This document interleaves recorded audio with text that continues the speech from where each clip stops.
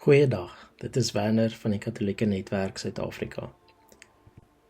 Vandag kyk ons na vrae 41 tot 44 van die Kompendium van die Katekismus van die Katolieke Kerk.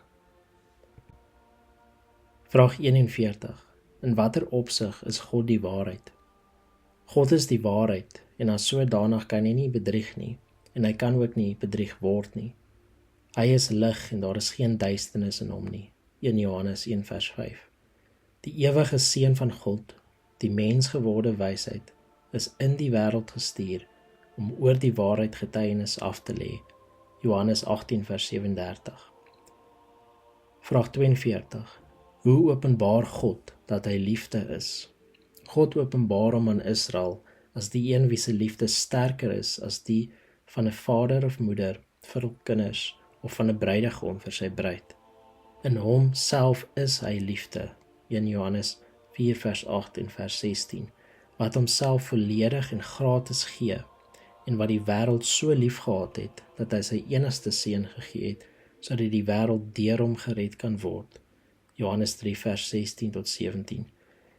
Deur sy seun en die Heilige Gees te stuur, openbaar God die feit dat hy self die ewige uitwisseling van liefde is. Vraag 43. Wat beteken geloof in een God? Om in die een God te glo, beteken om sy grootheid en majesteit te ken, om in danksegging te lewe, altyd op hom te vertrou, selfs in teenspoed, en om die eenheid en egte waardigheid van alle mense te erken, soos hulle na sy beeld geskape is, en om op die regte manier gebruik te maak van alles wat deur hom geskep is. Vraag 44.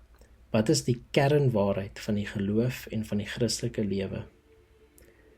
Die kernwaarheid of grootste misterie van die geloof en die Christelike lewe is die geheimenis van die heilige drie-eenheid. Christene word gedoop in die naam van die Vader en die Seun en die Heilige Gees. As enige een vra het oor die Katolieke Kerk, is hy meer as gerus om na ons te uitreik op daardie e-posadres en op daardie selfoonnommers, of net iemand ken wat besig is om hulle te wend tot die Katolieke Kerk en wat vra het of ondersteuning nodig het, nooi hulle uit om op na ons uit te reik. God seën u.